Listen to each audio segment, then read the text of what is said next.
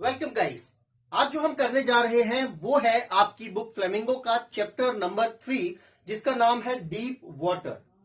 Guys, ये जो deep water है ये किसकी स्टोरी है? विलियम ऑर्विल डगलस, यानी कि विलियम और डगलस की आत्मकथा। उनके ऊपर क्या बीती ये उसी के बारे में पूरी की पूरी कहानी है।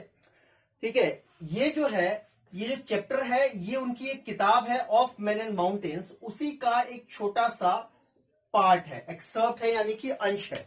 आगे बढ़ने से पहले थोड़ा सा विलियम और डगलस के बारे में जान लेते हैं। विलियम और डगलस जो थे 40 साल की उम्र में यूएसए के सुप्रीम कोर्ट के जज बने, और ये जो है इनके साथ एक इंपॉर्टेंट इंफॉर्मेशन भी एसोसिएटेड है कि ये जो थे सबसे youngest and longest serving justice in the history of court.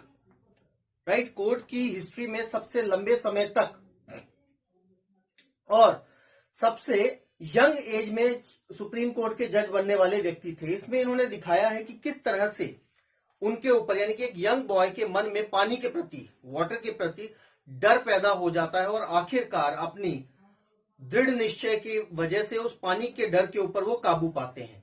Fine guys, तो ये कहानी हम स्टार्ट करते हैं। कहानी में क्या है कि जब विलियम डगलस, यानी कि विलियम और Douglas, right guys, William Douglas की उम्र जो थी वो कितनी थी? सिर्फ 10 से 11 साल की थी। तो इन्होंने डिसाइड किया कि ये स्विमिंग सीखेंगे। ठीक है, इनका जो भरण पोषण था, यानी कि मतलब जो ब्रिंग एंड ब्रॉट अप जो थे वो कहां पे होते? याकिमा। याकिमा कहां पे है? वॉशिंगटन, यूएसए के अंदर एक शहर। तो वहां पे इनका पालन पोषण हुआ था।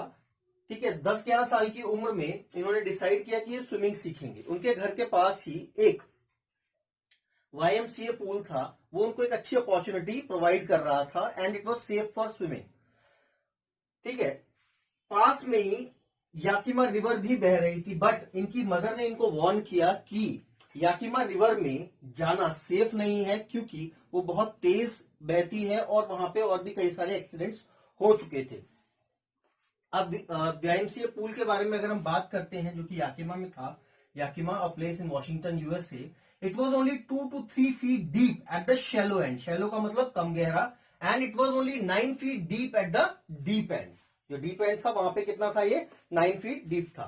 अब यहाँ पे स्विमिंग के लिए उन्होंने अपनी तैयारियां लाइक विंग ऑफ, ठीक है, पेयर ऑफ विंग्स लाइक बच्चों को यहाँ पे क्या है, वो हवा भर करके वो पहना दिए जाते हैं ताकि वो डूबे ना। साथ साथ उन्होंने स्विमिंग कॉस्ट्यूम भी ली। हालांकि स्विमिंग कॉस्ट्यूम पहनने से पहले वो थोड़ा सा हेजिटेट कर रहे थे, रीजन भी वो जो थे वो काफी स्किनी थे। स्किनी का मतलब बहुत पतले थे, और इस वजह से विलियम उस स्विमिंग कॉस्ट्यूम को पहनने से मतलब हेजिटेट कर रहा था, क्योंकि उसके पैर जो थे वो बहुत ही ज्यादा थिन थे, पतले थे। बट उसने अपने इस हेजिटेशन को दूर किया और अपने निश्चय के प्रति, यानी कि स्विमिंग सीखने के लिए उनको पहनने के लिए वो एग्री हो गए। जब वो YMCA पूल पर जाता है विलियम, तो उसको एक बचपन का अपना एक फियर याद आता है, बचपन का एक इंसिडेंट याद आता है, चाइल्डहुड।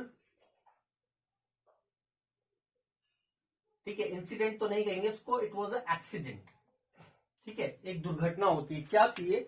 जब विलियम डगलस 3 से 4 साल के थे, विलियम जब कितने टाइम का था? 3 से 4 साल का, तो वो अपने फादर के साथ कैलिफोर्निया बीच पे गया था। ठीक है, तो अचानक से एक तेज लहर आती है। समुद्र, कैलिफोर्निया बीच, समुद्र के किनारे थे अपने फादर के साथ, तभी अचानक से एक तेज लहर आती है, and he was knocked down by the waves. तेज लहर जो है उसको पानी के नीचे गिरा देती है। कुछ सेकंड की बात होती है, हालांकि उसके फादर उसको बचा लेते हैं। ठीक है, बट तभी से उसके मन में पानी के प्रति डर बैठ गया, और ये जो डर था वो वापस कहां पर आया? YMCA पूल पर। कैसे? एक दिन की बात है, नरेटर YMCA पूल जाता है। ठीक है, वो थोड़ा सा जल्दी चले जाता है। उस दिन क्या था, कोई आया नहीं था वहां पे, वो अकेला था, तो वो पूल के साइड में बैठ करके थोड़ा इंतजार करने लगता है कि भाई बाकी लोग आ जाएं, then he would start like swimming. अचानक से वहीं पर क्या होता है, अचानक से एक स्ट्रॉन्ग बॉय ऑफ 18, लगभग 18 साल के आसपास का बुली का मतलब होता है एक तगड़ा सा लड़का आता है। आपने स्कूल्स वगैरह में भी देखा होगा, कोई ना कोई एक होता है ना जो अपनी चलाता दादा टाइप का, हेकड़ी सी।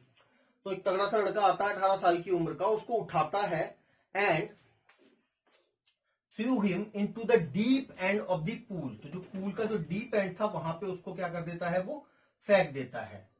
ठीक है, अब क्या होता है गाइस, क्वेश्चन जो है आप लोगों के एग्जाम में जनरली जो आता है वो किसके ऊपर आता है, जब वो deep end of the pool में जाता है तो वो क्या करता है अपने आप को बचाने के लिए, लाइक क्या क्या उसने कोशिशें की हैं, ठीक है ना, how did he grow panic, इस तरह का क्वेश्चन आप लोगों के एग्जाम में बहुत बार पूछा है और ये बच्चों का मेन कंसर्न भी रहता है। तो इसीलिए मैंने जो जो इसने एफर्ट्स किए इस डीप एंड में अपने आप को पानी से बचाने के लिए, वो मैंने सिस्टमेटिक पॉइंट फॉर्म में लिखे हैं ताकि आपको आसानी से एक एक पॉइंट क्लियर हो जाए, ठीक है ना। तो वो क्या होता है, बुली जो है इसको deep end of the pool में फेंक देता है, ठीक है, एज अ प्रैंक, एक डेंजरस प्रैंक खेलता है। अब क्या होता है कि स्टेप बाय स्टेप चलते हैं। सबसे पहला एफर्ट, उसने 3 बार एफर्ट्स किए, 3 बार कोशिश की बाहर निकलने की। पहला, he went straight down to the bottom in the sitting position, यानी जिस पोजीशन में ये बैठा था विलियम, इसी पोजीशन में वो नीचे तक जाता है। अब जब वो नीचे पहुंचता है तो ही प्लान टू जंप अप, वो कोशिश करता है कि जंप करके ऊपर आएगा और फिर लाई फ्लैट, सीधा लेट करके, ठीक है, पैडल करता हुआ वो पूल के किनारे तक पहुंच जाएगा। Plan to jump up, lie flat and reach the edge of the pool. वो उस समय काफी स्केयर्ड था, he was scared but not out of his wits, वो काफी डरा हुआ था बट उसने अपने होश नहीं खोए थे। Scared but conscious.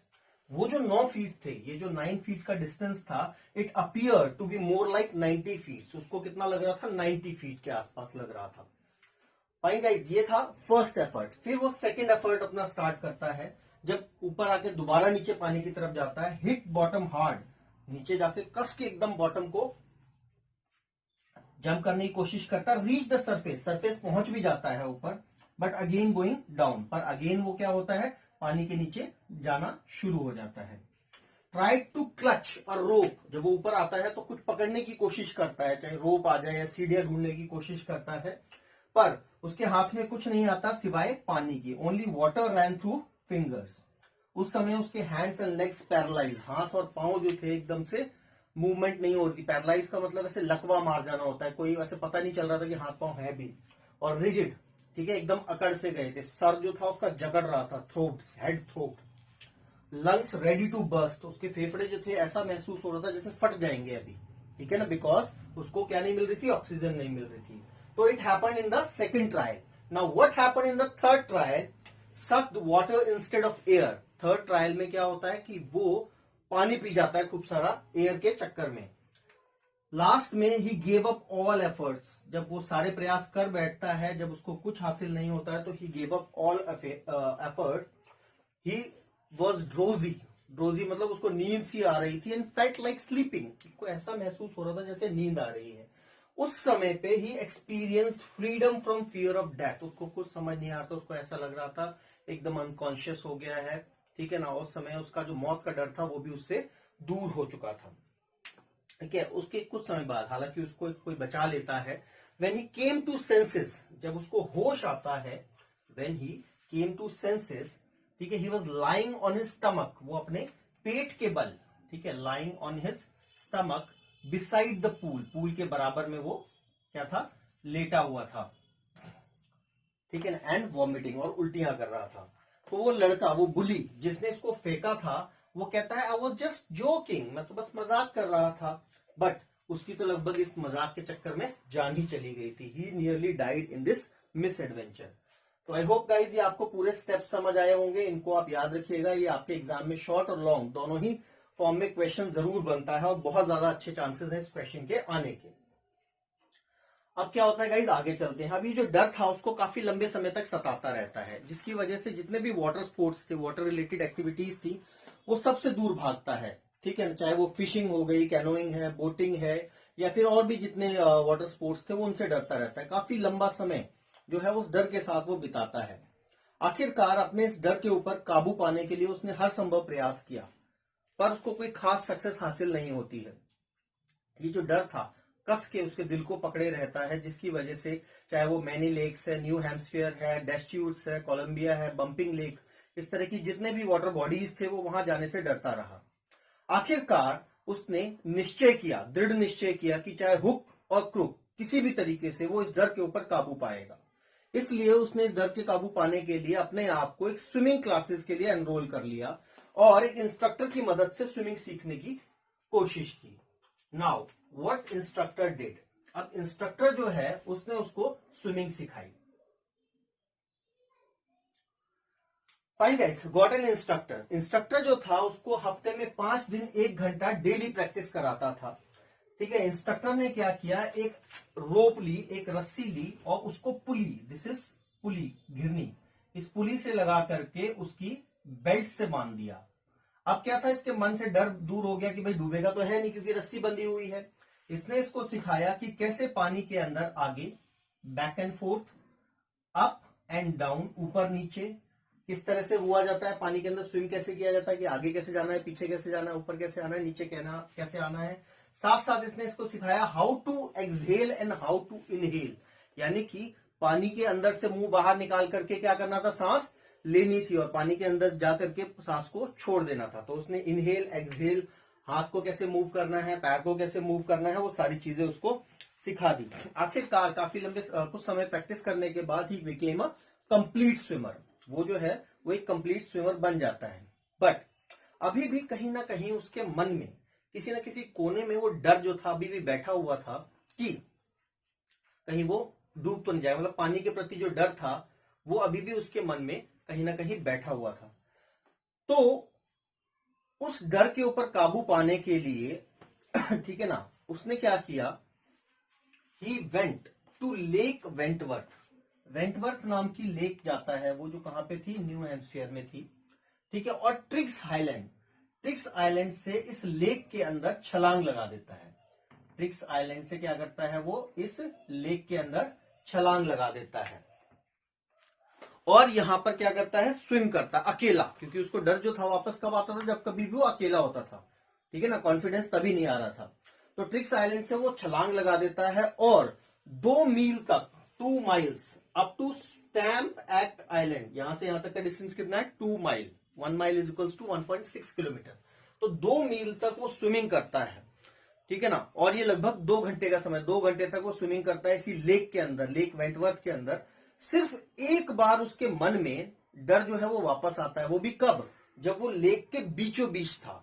जब वो लेक के बीचों बीच था और बाहर निकल के मुंह निकाल करके देखता है तो क्या देखता है, चारों तरफ पानी ही पानी था। पर ठीक है ना, उसने अपने इस डर के ऊपर काबू पाता है और वो again started swimming. This way he was finally able to conquer his fear of water. इस तरीके से आखिरकार उसने अपने इस पानी के डर के ऊपर काबू पा लिया। तो this is what happened through out the story. तो आपने समझा कि स्टोरी के अंदर क्या क्या हुआ। अब ये जो स्टोरी है, it left a very deep meaning, बहुत ही डीप मीनिंग छोड़ करके जाती है, जो कि विलियम डगलस की जो लाइफ है इसको उसने पूरी तरह से चेंज कर दिया।